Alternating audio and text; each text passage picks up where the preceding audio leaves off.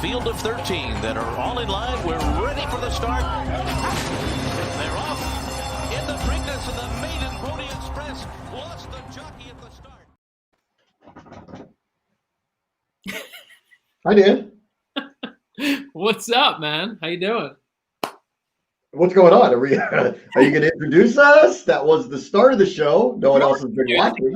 You're introducing us. Go for it. You're the man. I was unaware of that. You did not tell me I'm the host today. Is that what's happening here? I moved you to the left side, which means that you do the introduction. Left side, introduce. What is this, a Seder? Like, you tell me you put me in a certain spot, now I'm doing the plagues? Like, what are you talking about? Table, come on, go. Fine. Hello, and welcome to, what's the name of our show? Because I wasn't prepared to do that. Preakness 145 Live, thanks to America's Best Racing. I think we're connected to other things, but because I was unprepared for this, I don't know. Dan clearly has bets to put in and seemingly could have, you started the show, Dan. You could have easily waited if you needed to wait a few extra seconds. Like, we're not on the FCC time frame. Like, we didn't have to come on top of the hour. Like, we didn't have to do that. You could have picked and chosen any time to do this. I just, I wanted to give you my full undivided attention once we were live, which obviously I have. Seems like that's what you're doing, is giving us your full and undivided attention. We've been on for 30 seconds. You surprised me by making me the host, and then you started looking at something to your right, and I don't even know what that is. It's stuff. Guys, welcome. This is the Preakness show. Oh yeah. We're gonna hopefully make some money. There are 2 races left. The Black Eyed Susan Stakes, craziness. It's on Preakness Day, always on Preakness Friday. So here we go. We've got that good betting race. Bonnie South's the big favorite. We're going to see if we could beat her. Lots of long shots that look interesting in the race. We've got a lot of guests coming up. So hang with us. We're going to take you right through the Preakness and hopefully make some money. Dan's drinking moonshine. We haven't shown that yet, but Dan is drinking moonshine. And I'm very proud of his Maryland bow tie today, because this is Dan. This is an all-time Maryland weekend, that's going on here. We've got Preakness today, Ravens Washington football team tomorrow. What a Maryland weekend that is happening here. I mean, I know tomorrow will be a big day for you. I'm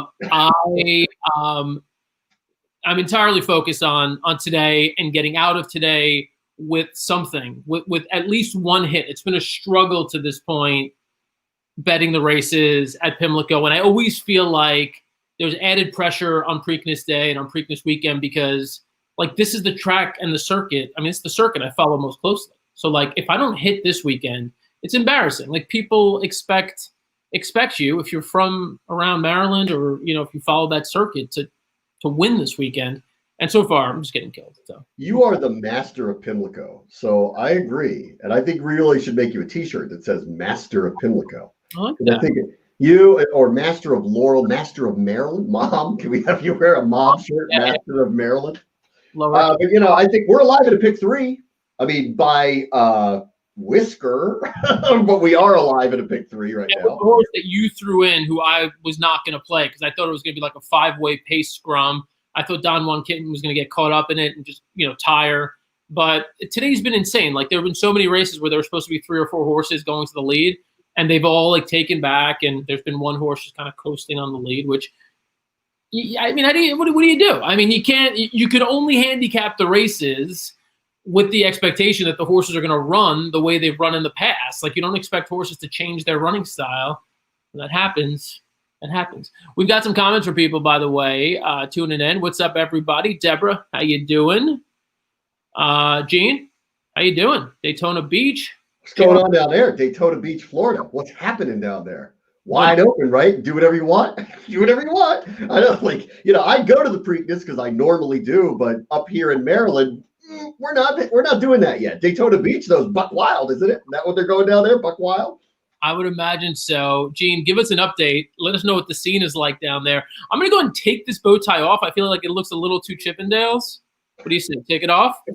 It's coming off. All right, fine. That's fine. I've been threatening Dan all week that I was going to buy a Maryland flag tank top and wear it the entire time. And then I thought about it, and I was like, So that would be fun for about a minute and a half. And then the comments would be like, you've got to take that off because I can't look at you anymore. And then I asked my producer on my radio show here, I was telling him about this after you came on my show yesterday. And he was like, are you really going to do that? And I said, if they sent me one for free, I would, because there's a company down here that makes those and they don't listen, obviously, and didn't send me one for free. Otherwise, I'd be in it right now.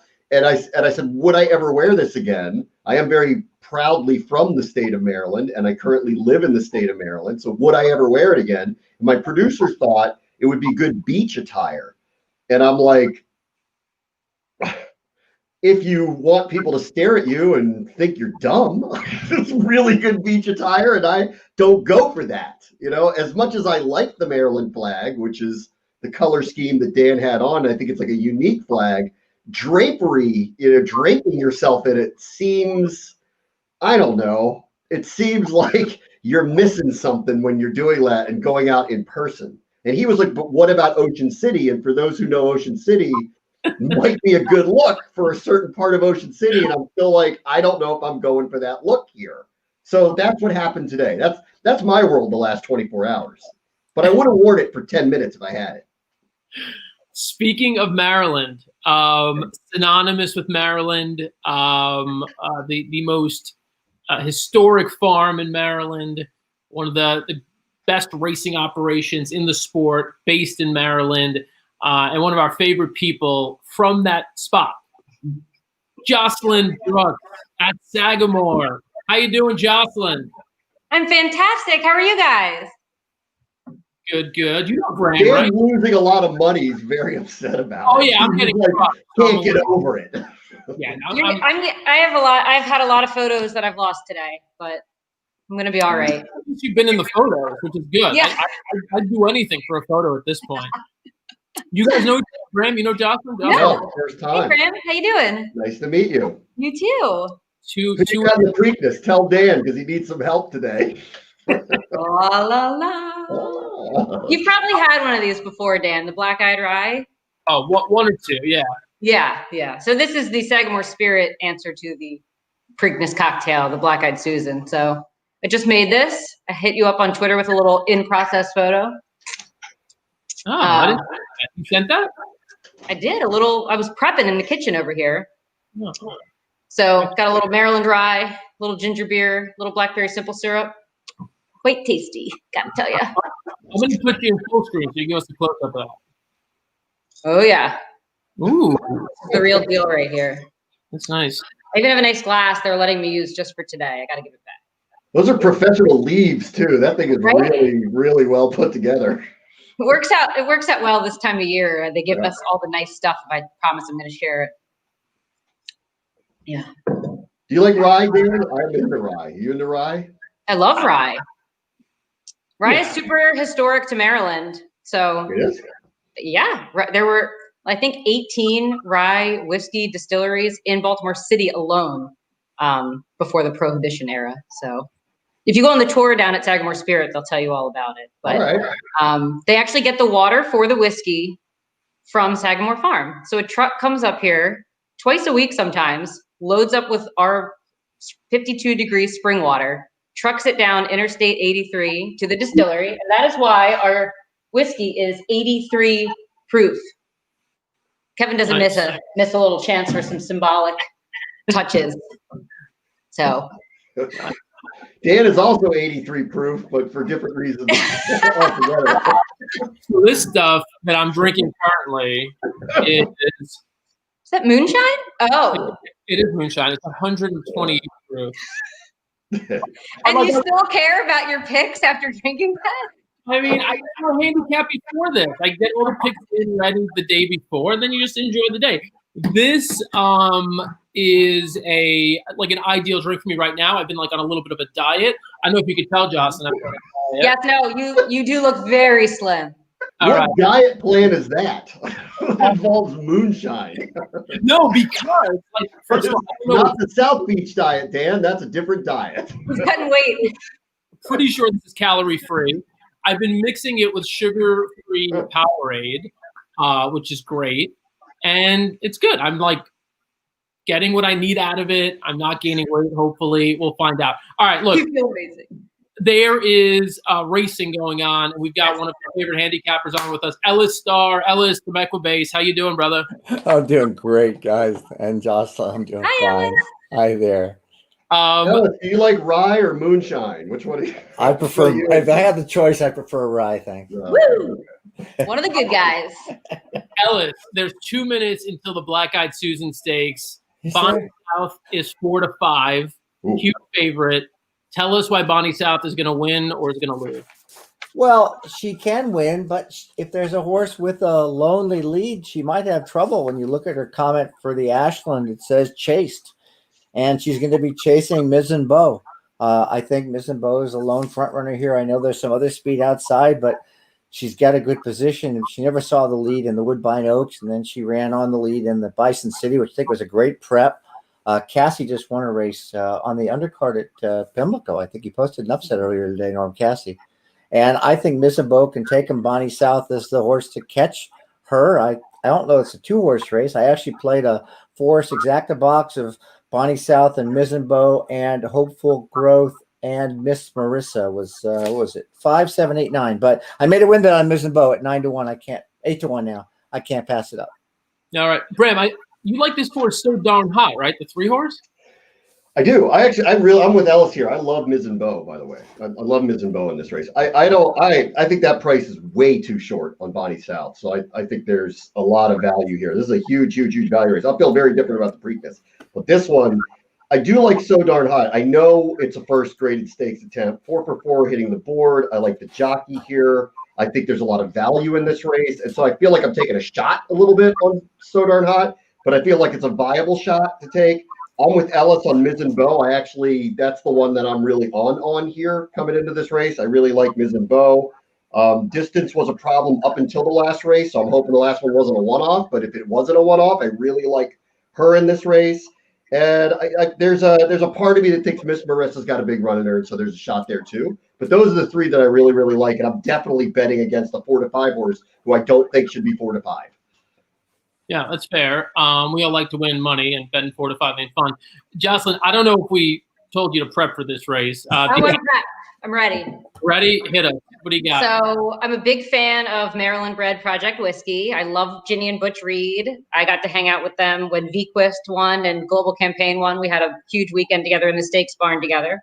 And then, of course, we have Horacio De Paz and my good friend Katie Tolbert have Sharp Star in for Barry. And she ran for me. There you go. Of course. Good job. And she ran awesome up at Saratoga. She kind of got left at the gate, but she ran the winning race that day, that Friday of that Labor Day weekend. So I adore this horse, and I adore Horacio and Katie. They work so hard. So going to go with the Maryland bred and the Horacio De Paz connections.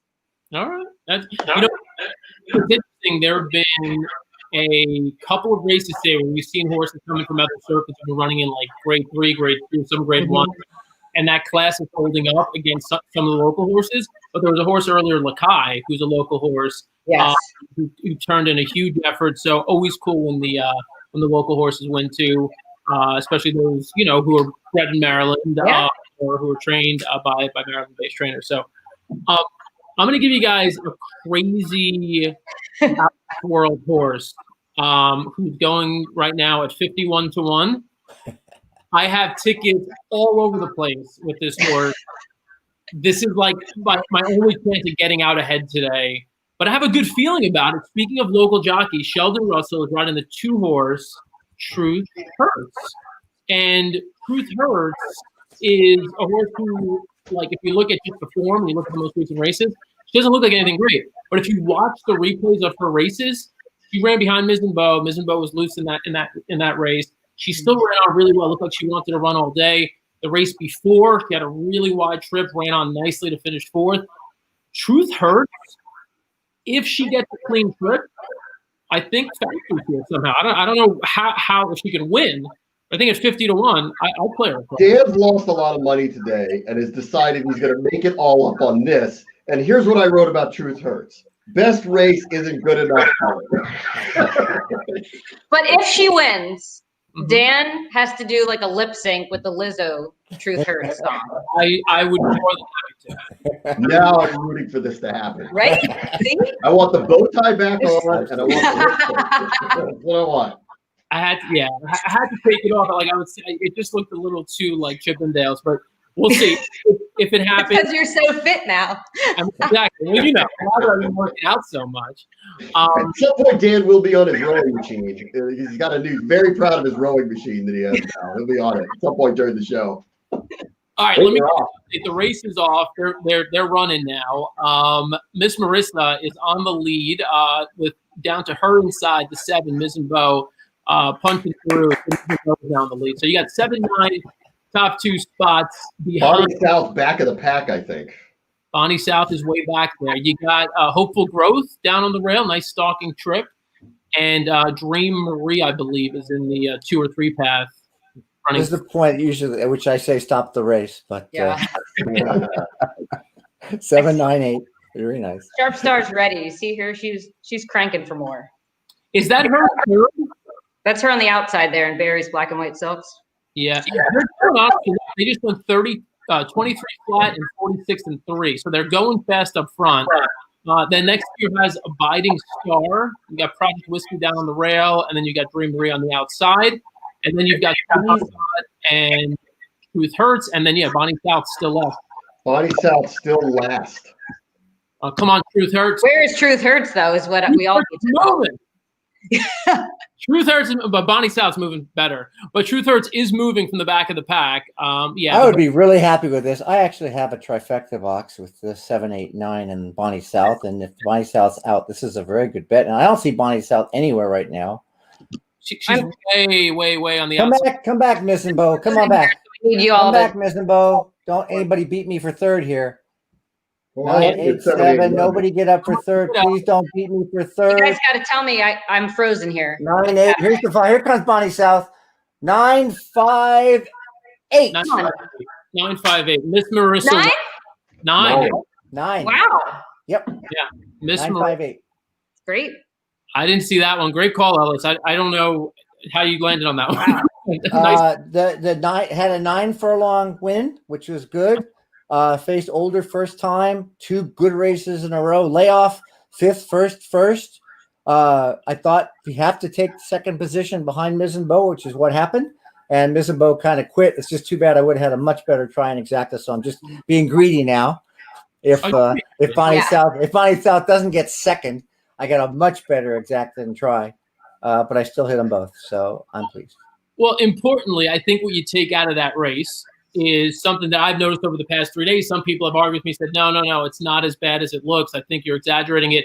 There is a noticeable speed bias on the track. They just went 23 flat and 46 and 2 and kicked clear from the field. Yeah. Important to note going into the Preakness, where you have Authentic and probably Art Collector and New York Traffic with Swiss Skydiver in the mix.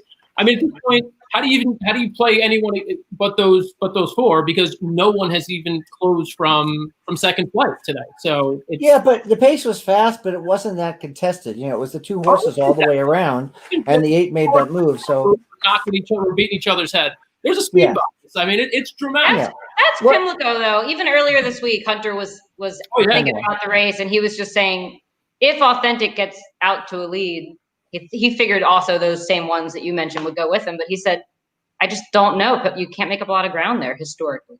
Well, if you're a couple lengths off, I mean, Mizzenboe got clear, Lily came back, and a couple lengths off is where I hope Pneumatic's going to be. So. Yeah, and there's no doubt. But at this point, I would just basically, I would toss anything that you would assume is not going to be within 3 lengths, because if they can't, then I just don't see them making a move. I haven't seen it over the past 3 days. Unless somebody's sitting on a huge race and could and surprises us, maybe it's Pneumatic, maybe it's 1,000 Words, but after what I've seen, especially that race, 46 and 3. Yeah. And then they kick clear after battling each other through that half mile. You don't see that.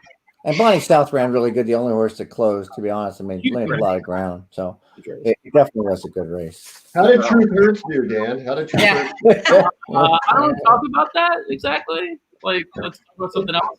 Yeah, let's actually talk about Jocelyn. Tell us about what's going on with the Retired Racehorse Project, and I know you guys are supporting it. Yeah, so they had to obviously cancel the big thoroughbred makeover this year. So they are still doing a lot of their really cool incentives to help support all of these amazing retired racehorses being retrained by amateurs for all the different disciplines. It's one of my very favorite things. And we have donated an awesome racing and rye gift basket. So it has Sagamore Spirit in it. It has apparel for both of us. It has, of course, plenty of the accoutrement to make this delicious cocktail. And it also has goggles signed by Tyler, who won the Preakness last year. So that's another fun thing. So they're doing this massive online auction on their Facebook page, Retired Racehorse Project.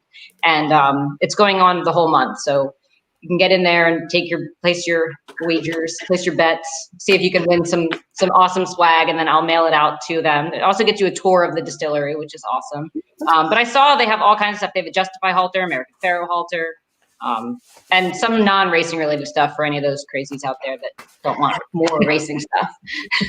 We don't know them. All right, Jocelyn, we're going to let you get back to your Preakness party. Before we do, give us a pick in the Preakness.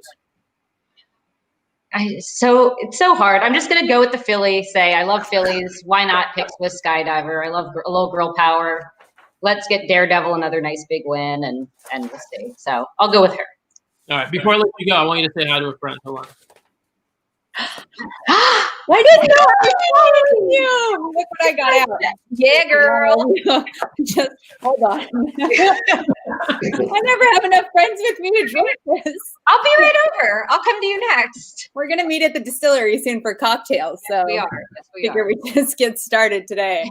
Awesome. Well, y'all have fun. Well, Bram, as you know, we always say next year in Jerusalem. Next year at the Preakness, okay? Next year. I'll bring this next year. And Yeah. this will be I the one. cannot wait. I cannot Next time, next Passover, I'll put out a cup of rye for Elijah. Get right on that. All right, thanks for stopping it. We'll see you soon. All right. Have fun, guys. Bye, Jocelyn. Bye. Jordan Egan joining us. Hello. How you doing? I'm good. I was so happy to see a familiar face, well, a couple, and you and Jocelyn when I logged on. Sorry, my background isn't quite as ready as everybody else's, but Right. and I got my old smoke shirt. Look at you. Oh, Nice. I'm ready for Preakness Day. Awesome. Jordan, obviously I didn't want to let Jocelyn go without saying hi. So that Yeah, I appreciate that. I was so hoping I could climb in and say hi. keep the Maryland momentum going. Bram's from Maryland, obviously, as well. Woo-woo. And you do like really important work as it relates to like the horses in Maryland and the racing industry in Maryland. Tell the people out there what it is you do. I'm excited to be part of one of the things that you work on. Yeah. But let the people know, what the scene is in Maryland for horse racing and how you're involved with it. Sure. So first of all, Governor Hogan proclaimed October Horse Month in Maryland. So we're pretty excited because all of these great things ended up coming together. We have Preakness, obviously. The 5-star was supposed to happen, but now it's going to be virtual. And we have Jim McKay Maryland Million Day as well, which we play a big role in at our association. So we just are going big, going home. So go to marylandhorse.com and see everything we've pulled together. It's the entire Maryland horse industry coming together to promote Horse Month. October is Horse Month in Maryland. And obviously tourism and commerce and the governor's office, everybody's gotten behind this because, with the coronavirus, a lot of people have actually started taking up horse riding. So the horse industry and the stables and all that have actually seen an uptick. So it's some good momentum for all the licensed stables in Maryland. In my official capacity, I work for the Maryland Horse Breeders Association, and we have a foundation, the Maryland Horse Foundation, which is marylandhorse.com is the foundation's website. So we get to bring everybody together and work with everybody to do initiatives like this that are bigger than just the thoroughbreds, which are a big deal, obviously, especially today. But Maryland, I'm not from here. I'm from California, and I lived in Kentucky. And when I came from Kentucky to here, San Diego. Slam Diego, yeah. Diego, that's right. When I came here, I just had no idea, to be perfectly honest, how horsey Maryland was, and how the life cycle of a horse in Maryland is with often the same people. From being bred to be a racehorse and then being maybe a steeplechase horse and then becoming a 3-day eventer. It's just amazing. So anyway, all of this to say that I am here in the capacity of representing the Maryland Horse Foundation. We have a couple of internship programs, the Maryland Thoroughbred Career Program and a work experience program, which is basically build your dream internship. And the exciting project on the horizon, which is coming to fruition, is the Maryland Horse Library, Museum, Hall of Fame, Interactive Education Center, everything all in one, which will be based. Photos, so it's awesome. Yeah, which will be based at the Maryland Horse Breeders Association new office in Reisterstown, Maryland. So we have a huge reference library that hasn't been accessible, which isn't exciting to everyone, but it's amazing.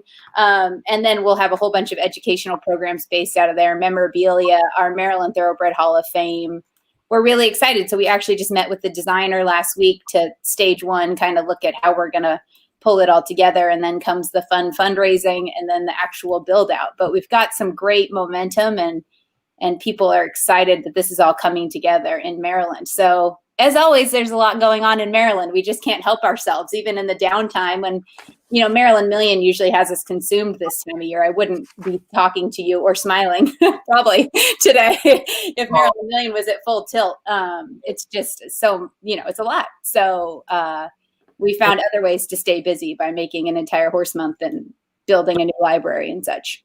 It's awesome. All right, Jordan, I know you're talking Maryland horses. You got your Maryland rye. Have a sip of that real quick while I move back to Ellis for just a moment, because I know he's got to run in a second. Ellis, let us know how you're betting the Preakness. Okay, I just made all my bets. I'm playing a handicapping contest. So you see me moving like this. My bets. Huh? Jordan afforded you the opportunity. Well, no, I appreciate it. I just made my bets, so I'm gonna just share. I bet Pneumatic to win.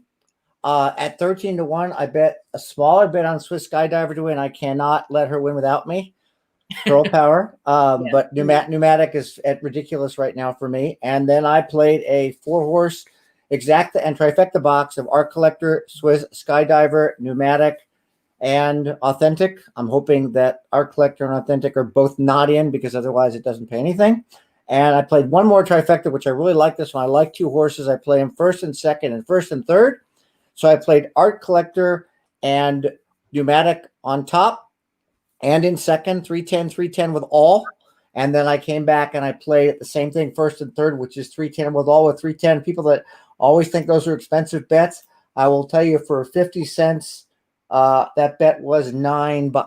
So $18 total for a chance to get some money if Authentic is not in the number and it's Art Collector and maybe some crazy horse and Pneumatic. All right. Ellis, thank you for hopping in real quick. We'll see you next time. Congrats on your hit in the Black Eyed Suited. Keep it rolling, brother. Thanks. Take care, everybody. All right. See you. All right. Bram, Jordan, you ready for live odds on the horses that are running in the Preakness? We got live odds now. Ready. All right. Your favorite? You want to guess? Art Collector. Yeah. Authentic. Okay. Authentic's the Last favorite night it again? was Art Collector, though, right? Took money. Like Authentic was like 5-1 last night and is now 3-2. Are you surprised by that? I mean, seriously, are you surprised by that? I'm not surprised by it because of what we've just seen the past few races. There's a dramatic speed bias right now at Pimlico. You cannot win if you're not in the first 2 or 3 horses. You just can't. So Authentic just needs to get to the lead, and he probably wins. I mean, the track will carry him, even if he's not, doesn't show up with the same effort. I mean, that said, in the last race, Bonnie South was back of the pack on the far turn and almost won. That was the only horse we've seen today close from the back of the pack. If you are that much better than the competition, which I think she was, you can do that. But there is no horse in this race that's gonna jump that much. Is gonna jump up that much to catch the likes of, in my opinion, Authentic and Art Collector, who are 2 standouts on paper. Right. But I mean, like, we can paint this picture, but they're going to front run anyway, and they're also the best horses. Right. So I wish everybody luck in general trying to catch them today, really. Let me get to a few other horses and prices. The 1-horse Accession is your biggest price on the board, 50-1. The 2-horse Mr. Big News finished 3rd in the Derby is 13-1. Art Collector, as I mentioned, is 2-1. Swiss Skydiver Anybody want to guess? This is a big price. I mean, I'm looking at it, so I'm not gonna ruin it for you. Go ahead. What do you think Swiss Skydiver is? But 10-1. 13-1 off a morning line is 6-1. Yeah. 1,000 words. Listen, I hate being a doubter here, but I don't give her much of a chance in this race. So 13-1 actually. Girl feels power is right, driving her. frankly, I'm not rooting against her. I just don't think she's gonna win. His team, the 6-horse, 30-1. You like that one, don't you, Dan? I know you do. I know you do. 1 point. I like heavy on Toledo. I want to see him win. Yeah. That would be awesome. The 7-horse New York Traffic has speed, will be near the front, is 20-1. I love that price. I that price on the board. Exactly. If price on the board. If you're playing these speed horses and you're going with the track and you're going with the horse who has a lot of class and has the ability to hang in, New York Traffic, I think makes a lot of sense in that 100%. price. Max Player 12-1. Right about it was 15-1 morning line. Authentic still 3-2. Pneumatic, the horse Ellis was talking about, 13-1. So still a pretty nice price there if you like Pneumatic. I know. I wanted to be nice to Ellis, but I don't know what he's talking about. I have no idea what he's talking about. Pneumatic a little bit. The 11 Live Your Beast Life 30-1. So speaking of Pneumatic, part of what he was talking about, I think, was Pneumatic's last race, which was the Pegasus. We have a quick flashback to show you. Here it is. Greg. Pneumatic. Pegasus. Greg. I'll just do it. I'm going to do it. Don't hit anything, Greg. Pneumatic is the new leader in the TVG.com Pegasus. Joe Bravo peeked back, likes what he sees as Pneumatic is sailing through the stretch. Jesus' team trying to get into second outside of Archon. They come to the 16th pole, and it's Pneumatic by 3. Jesus' team, a very game customer, closing ground in the late stages, but it will be Pneumatic, a decisive victor of the TVG.com Pegasus. You didn't like that, Brent? Who do you race against? Jesus' team. What's Jesus' team odds in this race? 30-1. Okay. Good job. Nice win. Okay. What do you think? What do I think? Yeah, what do you I think Swiss Skydiver. Also, we happen to be close personal friends with Brittany and Sheldon Russell, so I'll be rooting for the longest shot on the board, Swiss Skydiver, and everything else can probably just happen as it's going to predictably happen, and we'll be seeing Baffert win another Preakness. Yeah. Probably. Yeah, probably. So may as well dream while we're, here. I felt all week that 1,000 words, it was going to be the other Baffert. Yeah. Interesting. But that being said, I mean, this, I hate to be like by the way, Bram, for all my complaining about the way that last race turned out, we actually had that winner in our pick 3. Do you know that's that? right. So we're in the pick 3. We're live. Who do we have in the final leg of this? We got what? We're chalk, right? We got Art Collector, 1,000 word to the 2 Bafferts. That's what we have. Yeah, let me double check, but I think that's it. How do you not remember? Okay. You placed it. All right. Okay. Oh, I forgot about that. That was a good price we got then, right? That horse was 12-1. We got a good price on that one. Yeah, right. And that was not a horse I thought was logical at all. I think we really got lucky with the with the setup and the fact that the track held them up. Anyway, let me bring in one other person joining us now. Our good friend, Make the Dream Work, JD Fox. How you doing? I wish I had dreams that were working better today, to be honest. But I've got a big dream coming up in the Preakness, so we're putting all of our hope behind that, Dan. Hope everybody's doing well. Throw it out there. I'm on Live Your Beast Life. I really think. Yes. I knew Brad was going to love that. I really think if you're making the case for Pneumatic, I think you have to make that exact same case for Live Your Beast Life. You're not seeing horses at this stage in a 3-year-old campaign make up double-digit buyer improvements time after time, and that's the pattern we're seeing. So this is either going to be a gigantic bounce where the horse finishes last, or this horse is going to be very competitive and could sneak up there third, second. I mean, it can be a dream, but can maybe win the Preakness. Live Your Beast Life finished second last out in the Jim Dandy, and we've got to backtrack. Let's take a look at Live Your Beast Life. On the outside, it's Jesus' team, and on the inside, it is Celtic striker.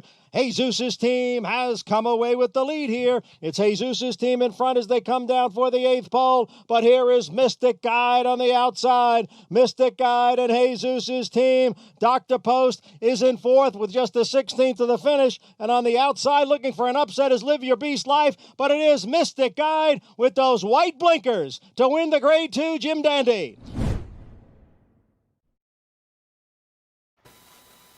See, now, Dan, I like that one. Yeah, I mean, that's a nice close. I mean, horse close nicely. Again, like, did you just notice that Jesus' team was in that one too? How you decided that Pneumatic is incredible because he beat him, but Live Your Beast Life, oh, that's crazy if he beat him. Dude, I am like literally, I'm like, you know, I told you I've been working out, so like I'm like, you know, Oh, God. there are videos of me running down the block and I'm running past the pace. Dan, you have mentioned you were working out. You have mentioned you were working out 5 times in 10 minutes. If you want to take your shirt off and show everybody your chest, just get it over with. Okay, like just get it over with. All I'm right. still working on it. It's not a finished product. Maybe for breeder stuff. Maybe for breeder stuff. I mean, Gatorade Zero as a mixer is a big that's It's Powerade. that's a big tell. Oh, it's Powerade. Okay, Powerade Zero. Okay. Powerade Light. Hurt by all this. Jordan, actually, now that I'm thinking about it, I mean, you have, in addition to the work that you do, you know, the Maryland Horse Breeders Association, Maryland Horse Foundation, you are also married into the life, the day out life. You're married to a trainer. What is that like? I mean, you know, we all hear about the crazy hours, but what is that like being like married to a trainer? How does it impact your life? What is it like? It's terrible, Dan. Well, I Terrible. can tell you, actually, it's gotten better in the last year. He actually retired from training last September. Thank you. Yeah, the best thing that's happened so far. There? And he now works in the racing office. So, you know, he's still working weekends, but, you know, training is, this whole business is incredibly challenging, as we all know, when you're in it day to day. It's tough. We had 2 kids. We have 2 young kids. So that really wakes you up to like, oh, you know, it's all well and good when it's just the 2 of you and you're married and have nothing else to do. But when kids come into the question, it becomes a different reality. So the opportunity, when Chris Mers was racing secretary here, we were friends with him. So Jason went to work with him in the racing office and has stayed. Been there about a year now. So it's a huge change. But speaking of working out, my husband has since, you know, retiring from training is what I say, you know, managed to get to the gym, lost 50 pounds, is mentally healthier than he's ever been. Is he I'm so proud of him. is he there? No, he's working. He still works every weekend. Yeah. I thought for some, because you were looking off to the side. I thought maybe. No, my kids are sequestered in the bedroom, and I'm just praying that like nothing happens. All right. Well, I feel like this is heading down a path where we're all going to be showing off our ads within about. Mama the next 30 needs minutes. 10 minutes, guys. Yeah. So. Dan, how's your working out going? Good. Oh, it looks like it's going terrific. No, it has not happened in quite some time. Yeah. I took a brisk Congratulations on walk having a husband yesterday. who works out. That's great. Yeah, no, listen to all the trainers, it's and the owners and the breeders, and you know, it's a labor of love, and you just have to, you know, listen, if Jason could go back to training tomorrow, he would. But we just had to take a realistic look at life and decide what during this phase matters, you know, and that's a little bit of stability. So yeah, it's you know, it's a lot. It's a lot, but I didn't know that he had retired. So yeah. obviously, you know, congrats and on the transition, obviously. Yeah, we can't get away, you know, we'll never get away from it. And I'm so in it, you know, but I have a Monday through Friday 9-to-5 job. And that's what I want to tell a lot of people. I don't know exactly who's listening, but, you know, a lot of us start with the love of the horse. I don't ride horses and, you know, I will ride horses again someday. I'm confident of that, but I have a great job that I love involved in the horse industry. I work Monday through Friday, 9-to-5, you know, I get paid, I have benefits. So there's a lot of ways to do this. The magic of the racetrack is the magic of the racetrack. And a lot of us have to go there for a little while, but there are ways to make this work and make this lifestyle great. I mean, Dan, you're a testament to that as well. So I just, that's what I encourage young people, especially looking to get into the business, that there's 1,000 ways to work in the horse racing industry and make it sustainable. So that's my message. Who asked him to lip sync Lizzo 10 minutes ago? Someone asked him to lip sync Lizzo? Oh yeah, that's never mind. That was the Truth Hurts thing. The truth actually really hurts. My bankroll hurts right now. So Damn, you are my hero too. You know that? You're really. well, you're my hero, and I'm Thank you. assuming JD is someone's hero. I'm sure somebody. I don't know. We'll find him. All right, Jordan, we are happy that you're able to jump on for a little bit. We'll let you get back to the kids and Thank you. your day. We miss you. Like I said, hopefully next year we'll be back Yes. to everything that we've been doing and Yeah. up in Maryland and just do this week the way it's supposed to be done. Yeah. Thank you for the opportunity, and best of luck with all your bets. And thanks Sure. for you Before you doing go, when is the library museum? When would it be built? When would it? So we're open? launching, it depends on the fundraising campaign. We're starting design now. I mean, ideally we fundraise over the winter, break ground. I mean, we just have to demo, just refresh a building basically. So let's say by next Preakness, why not? So bring on the donations. Dan's on our board because he has such a strong passion for Maryland and, and a big presence obviously, and gives us opportunities like this. So you'll be hearing more from Dan as we get the fundraising campaign launched, but it's very feasible and we're on the way and the building is bought and here we go. So come see our books and our Hall of Fame and our enthusiasm and get a flag horse sticker.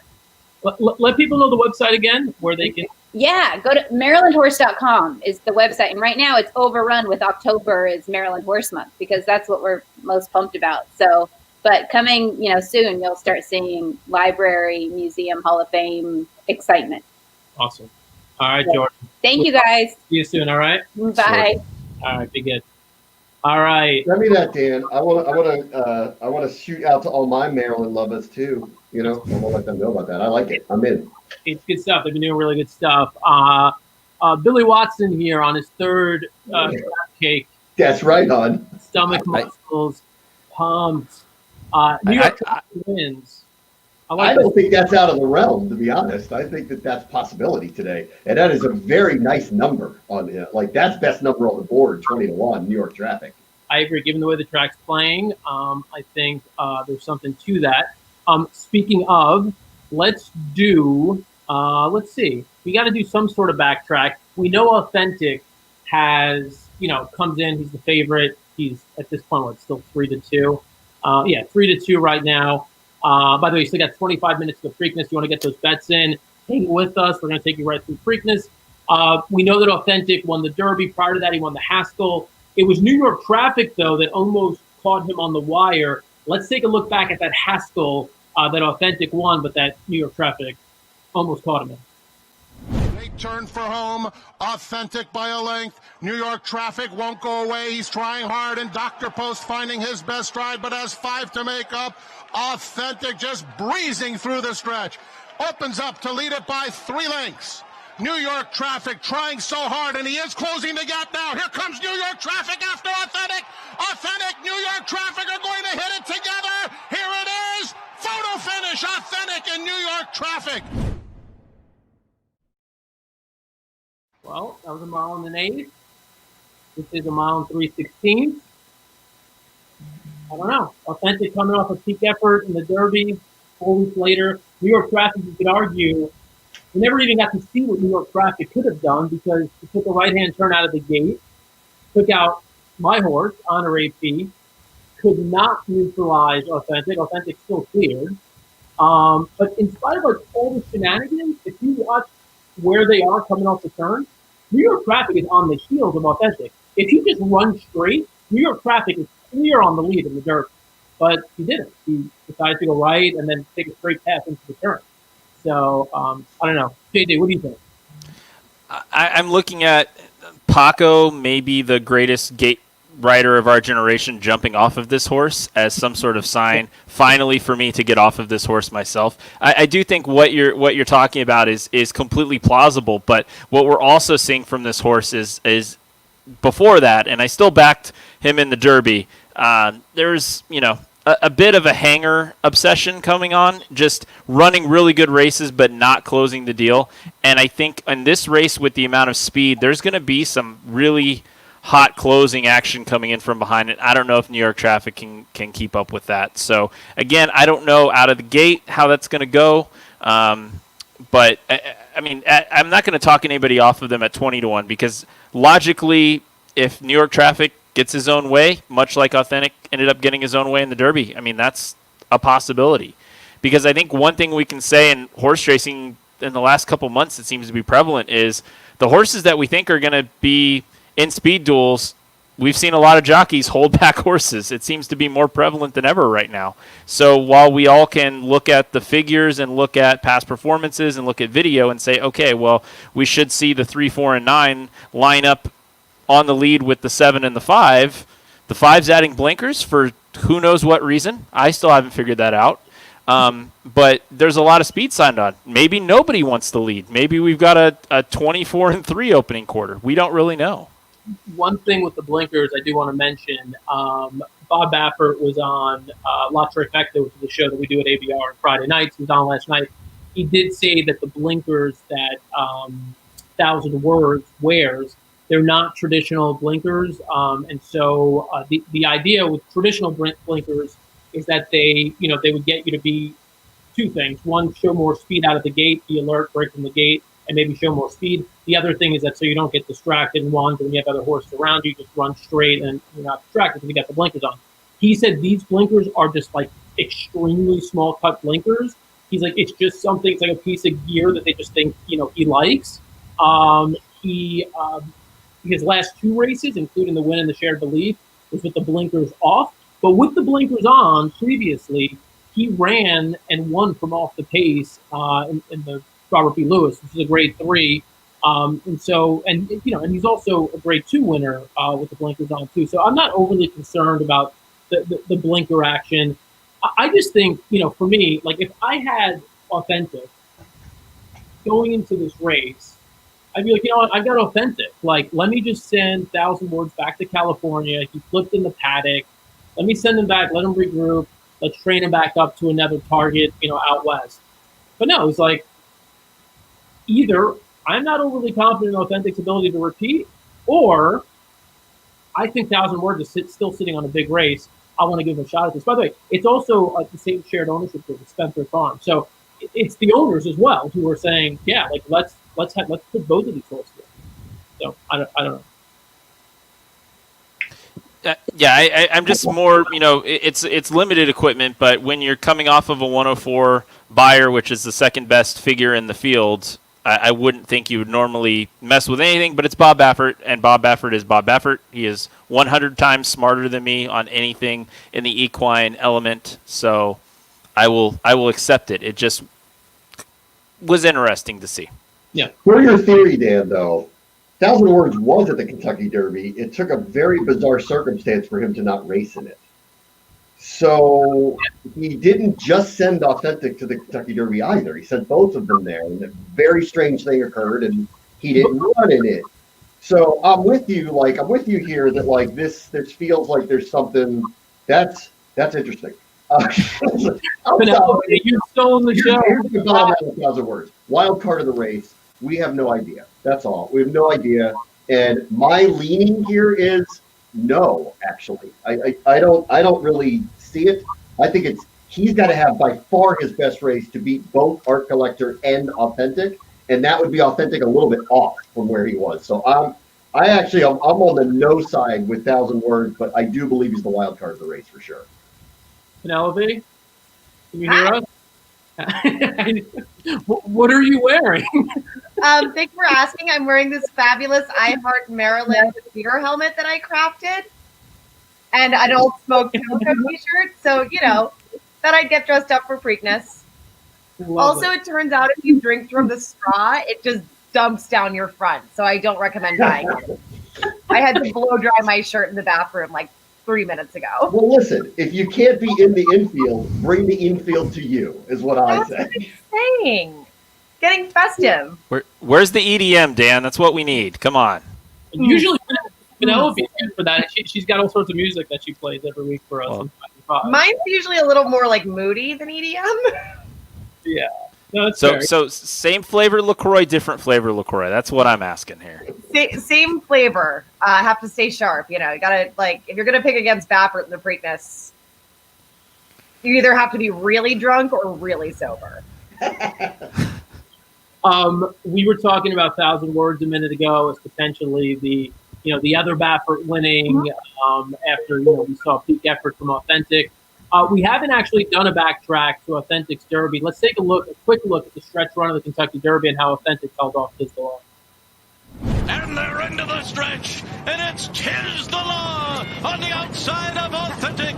These two stride for stride as they come to the final furlong. Authentic is jigging in. Tiz the Law all out to get by him. Authentic and John Velasquez have the lead as they come down to the 16th pole. Tiz the Law still trying to get him. Authentic, Tiz the Law, here's the wire. Authentic has won the Kentucky Derby.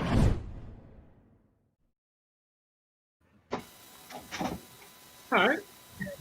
I mean, It's still the Derby. yeah. I remember that. Wasn't that long ago, man? I remember how much we were all in shock after that race. I was more mad in hindsight going, let's see. I think there's like 3 or 4 horses that can win. One of them's trained by Bob Baffert, and he's giving me 8-1, and I didn't bet it. I was furious about that after that race. Yeah. I did not put money on that. I didn't even consider him, Bram, if it makes you feel better. And I like, in retrospect, idiot Penelope. Like, she's that having been said, I don't think he's going to win the Preakness. Why? You're on your team, Dan, on this. Well, Well, I actually really, I don't even finish it. I really think this is a 2-horse race. I Hiring really do. Haskell and at last asking that I would not be surprised to see him bounce here. Like, he ran really, really huge after retiring Haskell. Not necessarily a good sign going into the next race. So, yeah, I mean, 1,000 Words, got an extra long break. I also, like, in my heart, and I think he has the capabilities, I love Art Collector. If you want to take a swing on, I think he's still second choice. It's worth doing. Let me see. He is Art Collector right now is 5-2. 5-2. Not a bad yeah, race. 5-2. 2.5-1. Yeah. That. Um, Very precarious. Another person who was watching the Derby with us and has been with us for a lot of these live streams over the past couple of months is Ren Carruthers. She's sitting in the waiting room now and is helping us. Hi. Hey, Ren. How are you? Good. Awesome. I'm just looking at the horses as they're getting ready to get the riders up. And What do you got? I'm not creative. I like Art Collector. I mean, here's the deal, okay? I'm going to give a shout out, actually, though, to our friend Justin Powell, who wrote another great article for Yahoo Sports regarding this race. He's actually going to try to knock some prices out of the park with Mr. Big News and live your Beats life. Wow. I just, Art Collector, I think this is a horse that obviously a lot of people were excited about, even for the Kentucky Derby itself, missed that. The pedigree is great. He's by a Preakness winner in Bernardini. And I don't know, I think this is just a horse who he's got the right type of tactical speed. He can really take it to them or sit off, I believe. And I think that's going to be the deciding factor here because he's a horse that has speed that can carry, bottom line, and a really good mind. I have to ask you to do a quick timeout. We have a guest coming in who's live for us at Pimlico right now on a tight team. Hey, Ashley, how you doing? I'm good. How are you guys? All right, thanks for squeezing us in here. 12 minutes to post before the big one. You're right there on site at Pimlico. What are your last-second observations and thoughts about this race? I mean, Authentic, when he hits really on his toes is the first thing I noticed. And we know his 1,000 Words, well, they're quirky. Art Collector, I know he's been kind of the hype horse as of recent. I like him. I don't think I'm in love with him, but I will say out of the horses that I saw train yesterday morning, he looked the best. He was very just relaxed. His stride looked easy, kind of floated over the track. He had his ears forward, some kind of love to see more. So I like him in this spot. I think those are the two, and I hate to give out favorites. You know that, Dan. So my two long shots, I do like Mr. Big News. I thought in the Derby, and I said this before, Authentic was impressive. To see him move Gabriel Saez, he didn't ask of Mr. Big News to move forward, and he did. He had a huge third place finish that day, outran his odds. And then Nomadic, who kind of been like a wise guy horse in my opinion, in the sense that he's 21 morning line. He's been bet down to 13-1. Joe Bravo sent goal to kind of hold on to Authentic's tail throughout the race and just post behind him and hopefully make his mistake.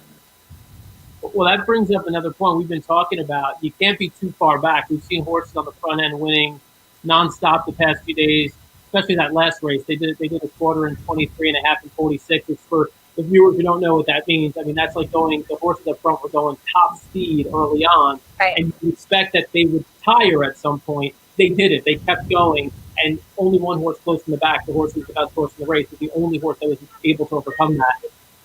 What do you make of that, Ash? Does it change the way you structure bets around this race? I mean, I was a little concerned yesterday with the track. I don't know how close you guys watched the races, but the beginning played one way, then the moisture got on the track. So luckily there was no. I think there's a couple things on the front. Chris are really outranked odds and got to the front. Coming to that race off one of her career best, 1.5 for last time. You mentioned Bonnie South, of course, made up ground, the class of the field. And I thought Bonnie South was far back early. So I don't think it's my strategy. I just struggle with the race compared to other classic races we have done, the American Triple Crown, the Canadian Triple Crown races. And what do you do here? Because Authentic has some early Swiss Skydiver. I can't really see all these horses going, but it's possible. All right, your audio is starting to get a little buggy, and you've already given us plenty of. I didn't know if it was just me. I was like, no, yeah, but look, it's live TV, live video. Before we let you go, give us just like give us a shot over your shoulder. Since we all can't be at Preakness, let's all feel like we're at Preakness for a second with your view. Okay. Oh, yay. Yeah. Yay. Oh, it looks so pretty. It does. Is anybody else who usually, is lucky enough to attend the Triple Crown races thoroughly annoyed that each one has been pristine? Of course, beautiful weather. Oh, it's so funny, the weather, right? Yeah. The weather's been great. So, guys, you go ahead first. Yeah, just Ashley, assuming you got to go, thank you again for sharing a few minutes and hopping in live with us. Yeah, I hope you guys are having fun and having a drink for me. Okay. Oh, yeah. I can't. I'm the only adult in the house today. So I got to stay dry. Take care. Good luck. Bye. All right. Thank you. Okay, so you guys might think I'm going to be crazy here, but I think a horse to use in your exotics is Accession. Okay. Sorry. Well, Okay. you sounded embarrassed to say it. So, The horse is 50-1 right now, but look, it is a big ask to make your first start since March here in the Preakness Stakes. That being said, that race was his best race of his career, and he got within 3/4 of a length of Nadal, and I was in love with Nadal. I thought Nadal was Baffert's top horse. And so I think this was a horse that may have been in the upswing, and now he's just had more time to mature. He's the son of Union Rags. Union Rags is a big horse who throws size. Now we're later in the year. We already saw this horse put up a 95 buyer back there in the Rebel Stakes. We also saw him finish within a length of 3/4 of a horse that another horse I was in love with in Maxfield. So he's been up against really nice class horses. He's got Sheldon Russell aboard, who knows the circuit, very capable rider, and somebody who's, having had that much time off because of his injury, is hungry for wins, I'm sure, and not going to waste an opportunity here in the Preakness. And I really think, given the pace scenario that everybody's been talking about, this could set up for a horse like that to get, a piece of the pie there. And then another thing I just want to mention real quick, and I don't know if anybody else has mentioned it because I just joined the show. I think we're going to see the real New York traffic today. I think the horse had a legitimate excuse in the Derby because he came out of the race missing a right front shoe, and he needed a staple in his left front ankle. Okay? So we've got all these people going, we didn't see the Haskell incarnation in New York traffic. Well, gee, I wonder why. Okay? Yeah. Well, yeah, and I just ran through the litany of reasons related to his trip and the way he came out of the gate. that completely compromised what he had left at the end. Impactoed. Yeah. Want to go back real quick to the horse you mentioned, Accession. I want to show people the run that you were talking about in the Rebel Stakes. Oh, you got it. Yeah, we have it. He's on the rail behind Nadal, and you look for the horse that tips out from behind Nadal on the rail and almost runs him down. Here's Accession in the Rebel. And this is the acid test, and he leads by a length and a half. 3 Technique to the outside. Here comes Coach Baugh, a massive long shot running a big race. Between horses goes Accession, who's come from the back of the pack. And look at this. It is Accession and Nadal. Nadal, Accession, Nadal aces the Rebel. Yeah. Now, did the slot move him up? I don't know, but maybe he just returned. I need a miracle, so I just bet $1 exact at $2, one with all. That's what I did. I did Art Collector over. I did Art Collector over Accession, as well as Max Player and Pneumatic. Can I ask you a question though? Yeah. Why hasn't he run since March? It's a good question. We don't know. It could have been a number of things. Maybe, I don't want to, I don't want to, put anything out there that, to speculate just because, but there's a number of reasons why a horse may have time off like that. It can be something minor, maybe something came up. Again, I don't want to speculate too much because I don't want somebody to hear this and just passing and think I'm giving out information. But I think the fact that they're putting him back here when he would have been, he would still be eligible for an allowance condition and pick up a really nice paycheck, I'm sure, because he's got enough talent to win an allowance pretty handily, I would think. They throw him here in the Preakness instead.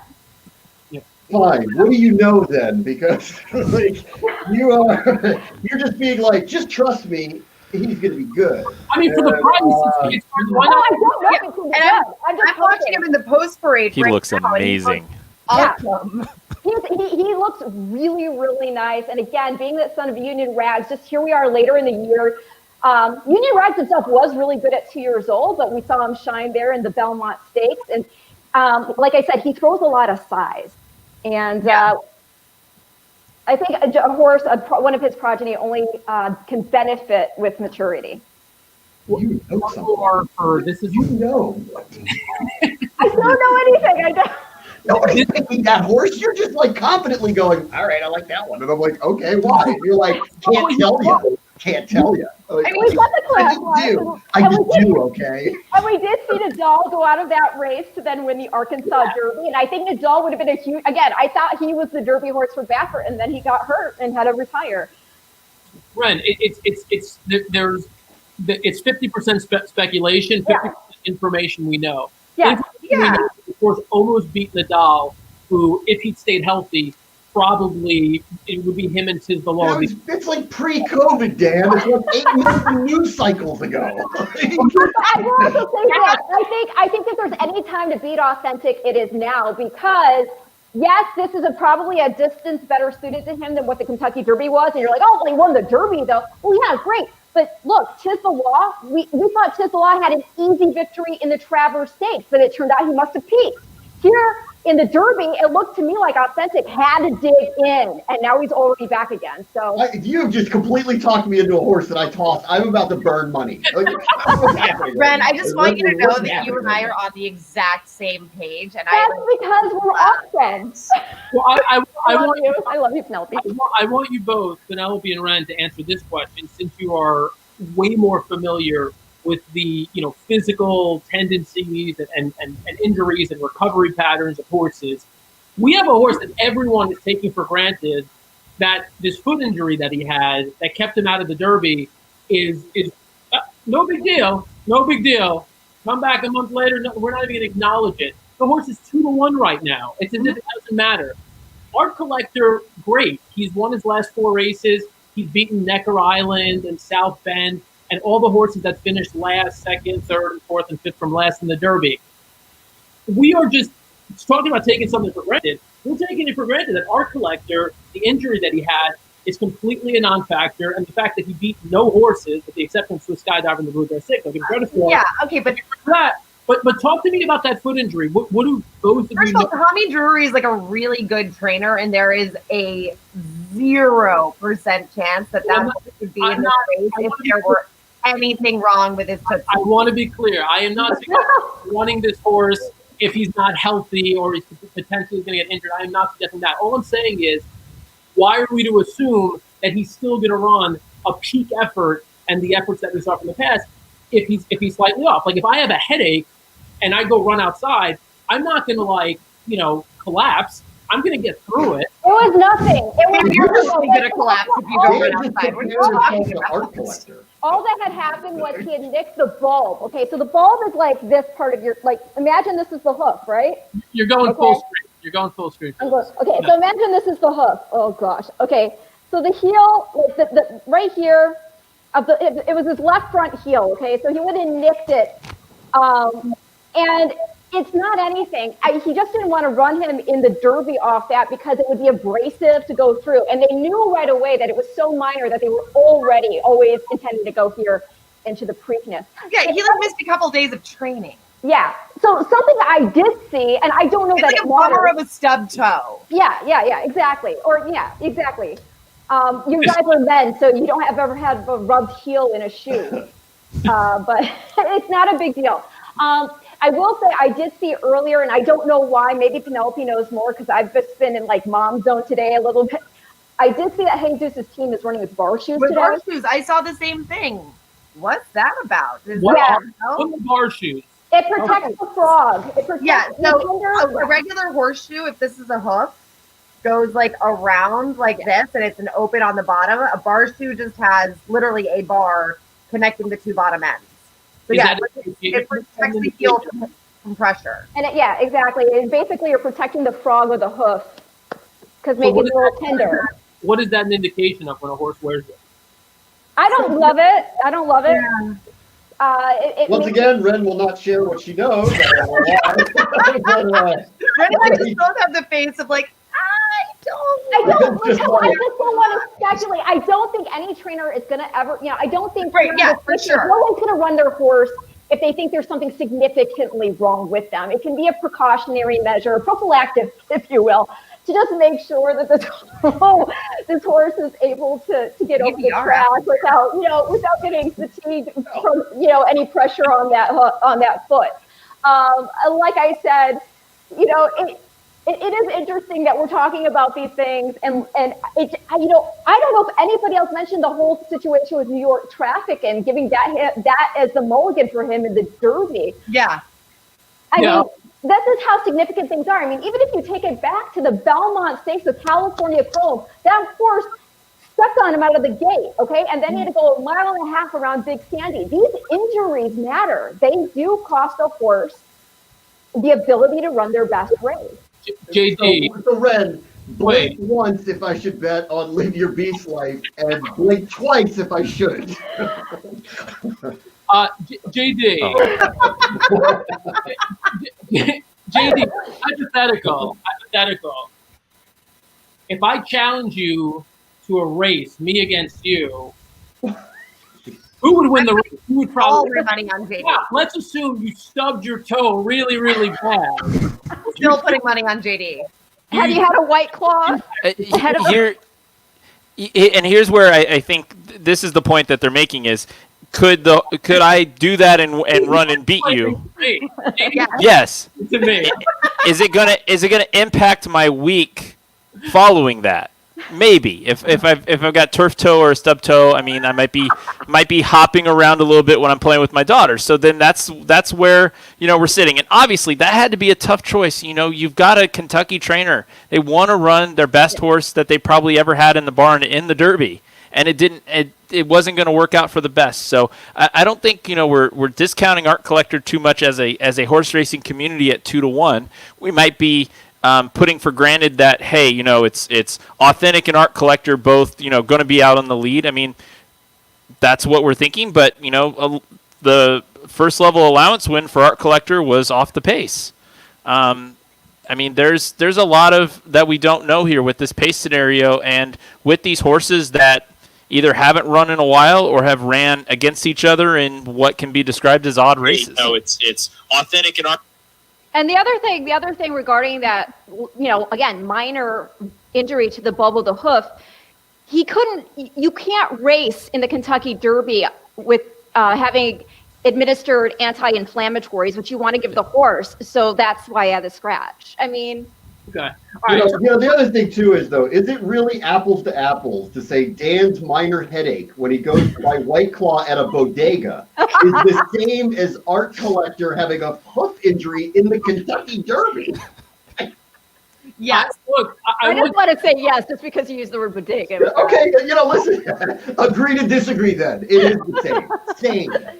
I want you to know that when it comes to gambling, I think you should have a certain curiosity, especially when you're settling for a price like 2-1 in a race with 11 horses.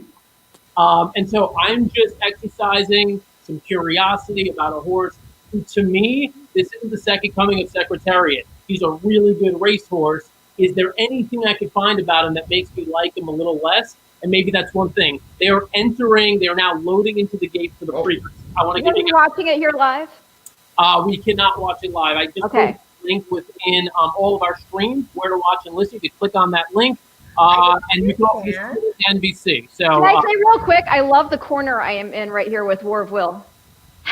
Right? What's that? Wow. I said I love the corner I'm in right here with War of Will. See, see. Oh, War of Will? Yeah. Oh, wait. It's perfect. And then I said, wow. Wow. JD, you're typically you're caught up with everything. I want to make sure. Let me know when they break for you. Okay. They're all loaded. Same here. Yep. If they Break broke. Oh, right. gosh. JD, Yeah, give us a call. New York traffic again. Oh, New York traffic had a the bigger break, but they're all going in the right direction now. Is that 1,000 words in the lead? Yep. Yeah. After I made all my last second bets on New York traffic, assuming 1,000 words would be too far. It's actually it's 1,000 words and authentic going together. Yeah. Authentic is sort of leaving him alone a little. I mean, he's up with them, but he's not 24 and 2, so they're not. Pneumatic's just about to press the pace here. That's interesting. But Pneumatic, is that Pneumatic 4 wide? Yep. Yeah, not ideal. Skydivers in the mix too, which is interesting. Yeah, they are going very slow. I would not want to be Pneumatic right now. He's 3-4 wide going into the turn off a half that I'm going to guess is going to be about 48. Look, about 47 and 3, a little faster. 1,000. Basically, you had Authentic kind of setting up a bit of a shield. New York traffic's going to take the far overland route. Yeah, he is. It looks like Authentic's making a bit of an early move there. Oh, moving with Swiss Skydiver, yeah. All right, 1,000 words is done. 1,000 words is done. Backing out of the race. And probably compromising Max Player, because I don't think Max Player can get out from that spot. Pneumatic doesn't look to be in bad shape. I'll tell you what. I think at this point, you'd have to say Swiss Skydiver should win this race. Jesus' team looks really good. Jesus' team is moving. Who's that up the road? Art Collector up the road? I don't think Art Collector's going to get there. No, this is literally. Skydiver's going to. This is. Come on with it, girl. Come on with it. Why not? Simo hands. Come on. I'm sorry. Wow, what a battle. This is Oh my gosh, what a gutty filly. Dang. Oh. Oh my God. She got it. Wow. Oh Wow. my gosh. Can I just tell you, by her dynamics, having grown up with horses all my life, you see a filly dig in like that? That's insane. Oh my gosh. Wow, Kenny McPeak. Bram, Wow. your dad. We've officially I had no bet on her. But Nothing. that was that exciting that, dang, oh my gosh, respect. I have, one cat in hiding. The old cat doesn't care. That was fun to watch. How about Robbie Alvarado? Well, Think about that. They're showing the head on. I don't know if they're going to be looking at this, but they are showing. It was There's very nothing there. bouncy. there was a little. They did bump into each other a little bit, but based on just a quick glance, it looked like Swiss Skydiver did keep a straight path. It looked like it was just regular sort of the horses coming together, just running. So I don't think it was anything dramatic based on the one head on, but they were showing it there. I mean, look, there was a bit of contact. So I'm not watching the head on. I'm watching the No way. side view, Yeah, but it doesn't look like she was lugging out. No way they're changing this result. No way. Yeah, they've only shown the head on once, and I didn't see a lot there. I'm like still gobsmacked over here. That was like, that was badass. Wow. Jesus' team third at 40-1 Wow. over Art Collector at 2-1. That's why You probably shouldn't bet on horse race. That's why I ask questions. That's all. And she'd already raced, 8 times this year. Yeah. And she does that. That's unbelievable. What a training job, Kenny. Oh my Yeah. gosh. So You now know what I forgot?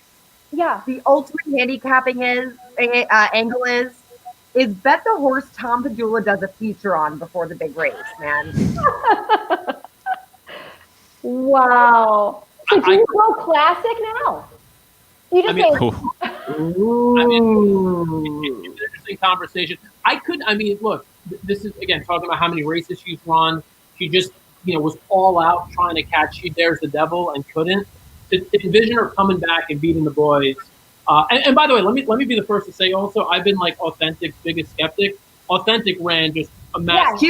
Yeah, he did. He absolutely did. Kudos. Ton of credit. 1,000 words. Again, this is the beauty and then the simultaneous madness of horse racing. It's the best game in the world because no matter how much time you put in, anything can unfold.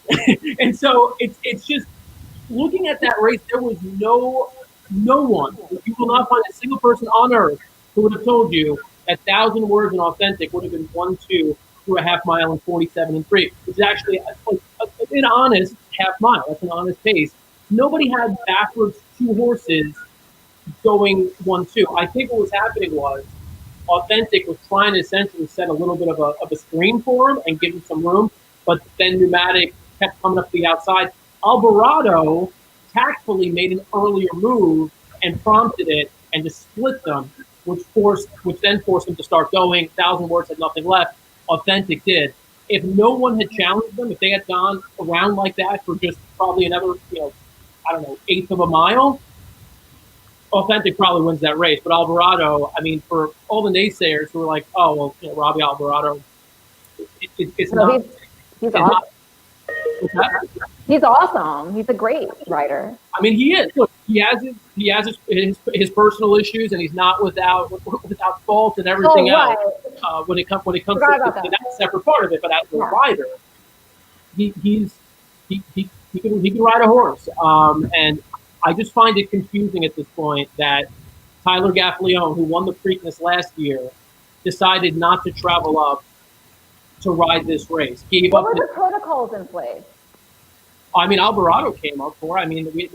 Giroux came up for it. No. I'm asking you because I thought it was 72 hours. I think. Okay. Yeah. So I find out. Anyway, I've said my piece. Graham, thoughts? I'm surprised. I'm surprised. This is not like the Derby a little bit, where with Authentic we were like, can he do the distance? And got into a match race with a horse that we thought was better in the stretch and held on and won anyway. And same thing happened here. I thought for sure once they hit the stretch, Authentic would pass her, and didn't happen. So, Yeah. I'm with Girl Power here. I'm happily wrong about the whole thing. I gave her really no shot to win this at all. In fact, I threw her out of my tickets. I didn't even have her in even in an exotic bet. I thought she'd get passed by a couple horses. I thought this was a 2-horse race. If Authentic ran like he did in the Derby, he'd win. If he didn't, our collector was going to win. I was way off on this one. So good on Swiss Skydiver. We talked to Kenny McPeak for the show a while back. He had hinted he was going to do this, but openly said, we look at the sheets and we don't think she can compete in it. And that's why we wouldn't put her in it. And then all of a sudden they did. And so they must have saw something they liked, and it turned out well for them. So congratulations to them. Penelope? That was nice. Yeah, absolutely. I mean, I will be the first to eat my words. I really did think Authentic was going to bounce, and he threw in a gutsy, huge race. So hats off to him. What a courageous horse he showed himself to be going down the stretch. But yeah, I too just kind of discounted Swiss Skydiver in there. So that was a bad call. But she was she was incredible. And as much as I regret not having any tickets built around her, like it was fun. It's fun to watch a filly win the Preakness. I mean, anybody from the Distaff division getting a Triple Crown race is a huge event. I mean, I remember I was there when Rags to Riches won the Belmont. What was that, 2009? Oh. In the before times, and it was like the place went bonkers considering it wasn't a Triple Crown, like an actual Triple Crown event, or on the line. So that was like, that was fun. I got to do my simultaneous hands on camera. Everyone likes that, or at least I do. No, it was good. Bigger surprise. Swiss Skydiver or Dan's workout regimen that he's been revealing all day today. I don't know. That's one of workout. I was wondering, did we throw her out too easily because of the Oaks? Because one of the things I always thought about that Oaks performance is I felt like maybe there was a little too much overthinking going on with it, maybe with the jockeys, because there had been so much pressure put into the race ahead of it about this big match between Swiss Skydiver and Gamine, and because of that chess playing, it was a little, both parties kind of overthought it maybe a little much, and that's why both of them got upset. I'll say this: Jocelyn, who was on with us earlier, said she was betting Swiss Skydiver, and she just texted me to say, "I'm a genius." That's right. Okay. So at least one person who's on this stream was all about that. JD, hopefully all of you paid attention to Jocelyn and no attention at all to the rest of us. As I get my bets in right now for the last at Belmont, JD, what did you think about the way things unfolded? And I mean, what shocked you most? Because there were plenty of things that were surprising about that race. Well, Jesus' team finishing third is what shocked me the most. I think Swiss Skydiver, very talented. I mean, that was such a great performance, such a gutty performance in the lane, and obviously a great story all around. I just want to bring up this point, and it's an interesting one, at least to me. So we have a trifecta made up of Keeneland sale graduates. We have a $35,000 sale winner, or won the race, $350,000 sales horse finishing second, and a $30,000 sales horse finishing third. It's interesting to me that we're talking about the Triple Crown here, and we have all these $1 million horses and everything, but we've got some pretty standard sales purchase horses that ended up running big races and having great careers so far. So it's always tough to judge what's going to come out of those sales, and I think really with Swiss Skydiver we have a superstar here. Yeah, I could, and putting it within that context, I could have taken a portion of what I bet today and purchased Swiss Skydiver. So that again, maybe the real money is in ownership. Or you could have gotten. There's been a lot of books on that one, Dan, and no, it really isn't. I mean, what I would have done is claimed Jesus' team 6 starts back in May for $25,000 at Gulfstream. Yeah. Right? Because Yeah, Dan, do not buy a racehorse to make money. That way lies madness. Don't do it. Buy them because you love them, because you think it's fun to watch them run for you. But the best way to make a small fortune in racing is to start with a big one and never forget it. Probably own the track. That's probably the way to make money. Yeah. That's a great call. Or I just buy a track, Dan. Speaking of blowing money, so I just bet on the Score horse at Belmont. Was literally about to make a winning move between horses, got cut off and shuffled back, and ended up finishing 5th. It's one of those days. I think I'll stop betting now. Okay. I probably won't. Well, actually, I think Hong Kong. Is there Hong Kong tonight? Yeah, I'll probably bet Hong Kong later. I mean, you haven't lived until you're chasing your losses on Australia C at 2:00 in the morning. You just described my life, Penelope. Mr. Australia. I mean, that's my main circuit. So hey. It's good stuff. I'm not knocking it. I'm saying you haven't lived until you've done it. I have been with Dan at the Red Mile at all hours betting dime supers on standard breads, and we didn't even know what was going on. I'm not looking down on anything. All right. I'm just going to say this, and then Bram, since I surprised you with opening the show, I'm going to give you the last word. I just want to say this. This was, it's been great all Breeders' Cup Challenge Series doing these shows and through the Triple Crown doing these shows. It's been a little weird.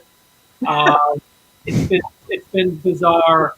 At the end of the day, I don't like this though, right? I want us to get back to the track at some point. So hopefully we'll get back there. But if we were going to do it, I'm glad to have done this with all you guys. And thank you to everybody who's watched throughout the Triple Crown, throughout the Breeders' Cup Challenge Series.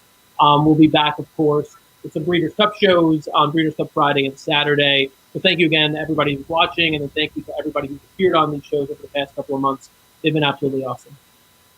I thought Dan was going to end. It almost felt like Dan was like, he just went like, in the end, though, I don't like this. And I was like, oh no, is this an upsetting experience for you? Because I get it off his chest. If I have to sit in my basement all the time, I'm very pleased to do it with all of you lovely people. You are my people. I'm so happy to be able to enjoy this with you. And here is to 2021 going back to the tracks, having the Triple Crown races where they belong. Penelope taking pictures of people jumping in mud in the infield. Like we need to get back to our real lives again. So here's to 2021 where we can do this in person, maybe. How about that? Sounds good.